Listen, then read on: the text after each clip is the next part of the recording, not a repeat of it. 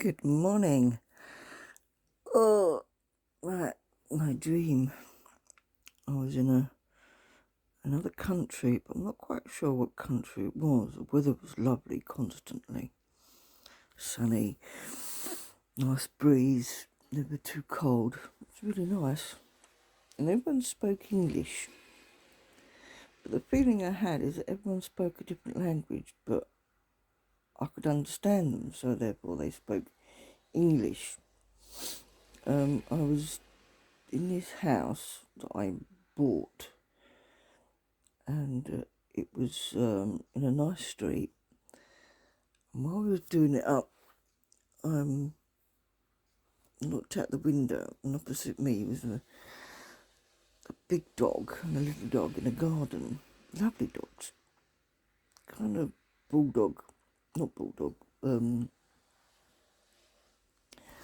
pit bull and staff kind of looking, beautiful dogs. And they, the fence weren't too high, so they could have got out if they wanted to, but they were good as gold. And after looking out the window, I then was looking around the house. We found this cupboard come room. It was really weird. It was like he opened it up and it was about 4 foot high, the door. It was square shape.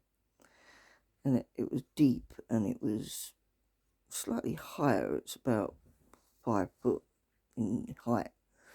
But it was about, I don't know, 50 foot long. And I'd say about 15 foot wide.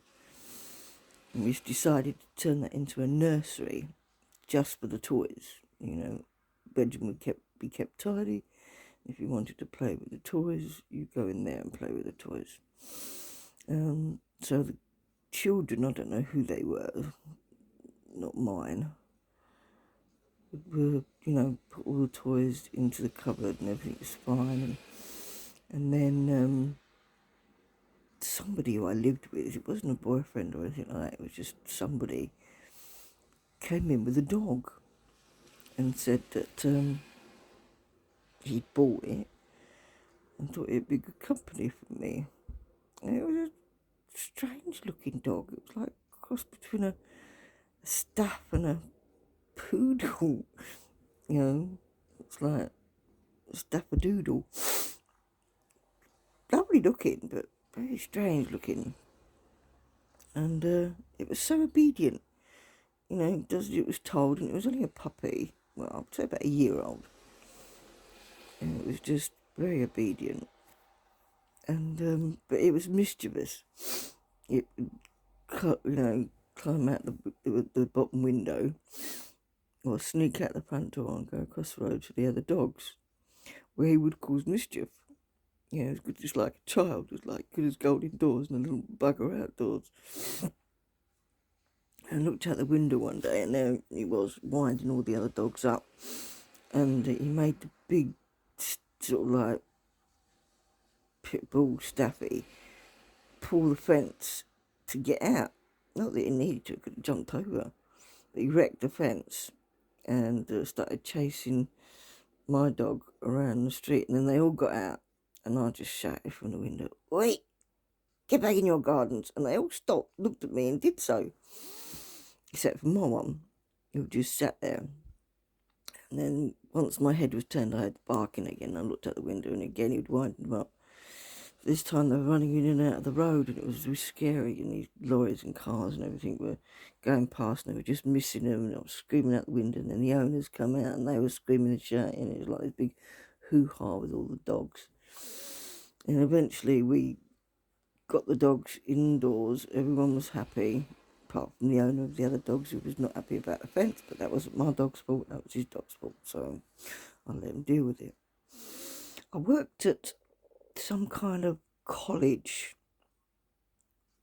or university or something. It was teenagers and young children, but not senior school. This was upper school.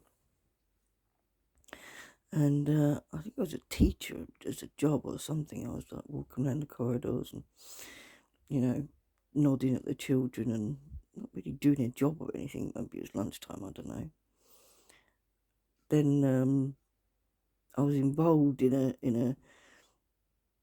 what do you want to call it? I don't know, like a love triangle type of thing. This young boy really had a crush on this young girl, and his best mate, who was a girl, had a crush on him. You know, that love triangle thing that we see in films. And it was starting to get on my nerves because it was starting to feel like I was in a film, you know, cooperating with him to send letters and things to his crush, and seeing her, who crushes on him, getting all upset by it. So I grabbed him in the hallway, no, in the stairwell, and I said, like, come here, you two, I want to tell you a story. So I told him a story about a film that I'd seen. You know, there's lots of films out there like that. And halfway through, they looked at me and I went, "Do you get it?" And they went, "Yeah, we do." And they stared at each other and kissed.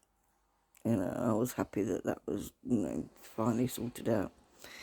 I went out for a walk around the area. And again, it was very oldie, kind of Italian street looking.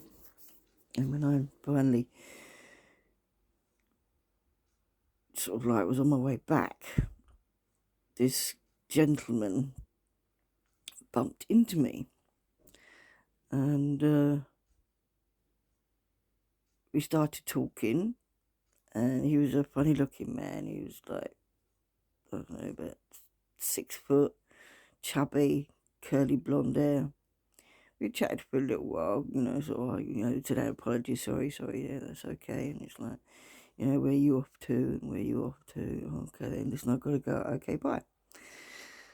And then I was walking, just going for a walk, really, going to just one shop and looking at the stuff and coming out again. And then I walked around the corner and there was a load of screaming girls, like, where is he? Can anyone see him? Can anyone see him? And it was like a shop front and everyone was trying to see through the window. Apparently this guy, this they're all screaming at, was a singer. And the crowd was just getting bigger and bigger, and they was all shouting, I love you, like proper fans and screaming fans. And I just shook my head and carried on walking. I saw the poster and it looked familiar. Yes, I'm not quite sure. Yeah, it looks familiar, I suppose. But I couldn't see it very well because a crowd of people, and I continued walking. And I saw the same guy again, and I went, "Oh, hello." He said, "Oh, hello." And then I recognised him. He was the guy that all the girls were screaming about. I said, "You're not going to go in there, front door, in front of all those, are you?" He said, "No, I'm going round the back. I'm just walking around." And we just started chatting for a little bit more, and and he said to me, "Oh, do you want to go for a walk?"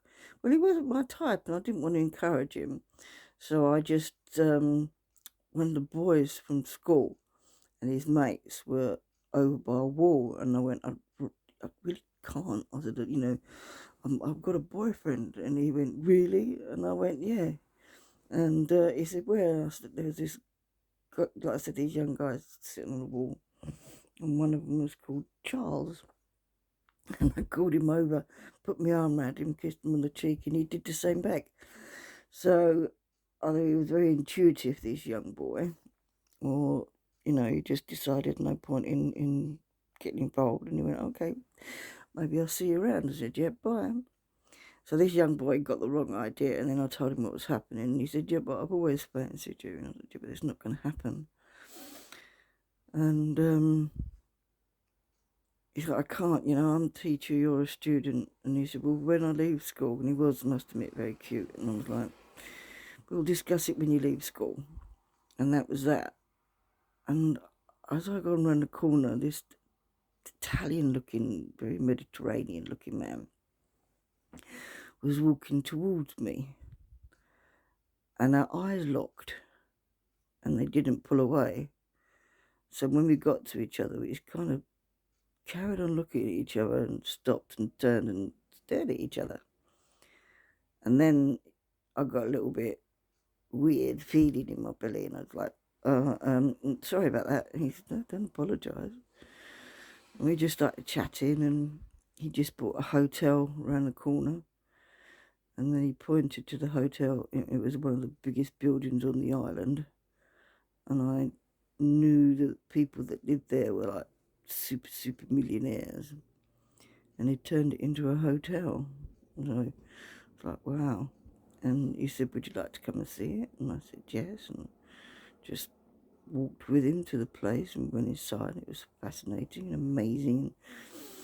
And he, started telling me how he got 3 children and his wife had died and everything else. And before you knew it, we was inside his hotel, and there was like a gambling area, like a casino area. And they were like raffling off things, and he asked me if, want to go? I went, yeah, sure.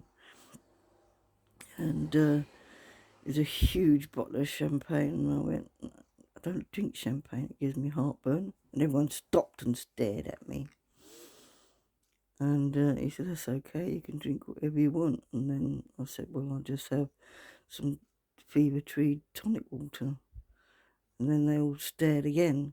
And it's like, well, I had a liver transplant, I can't drink a lot of alcohol, so I may have a glass or two later, but at the moment I'm alright with that.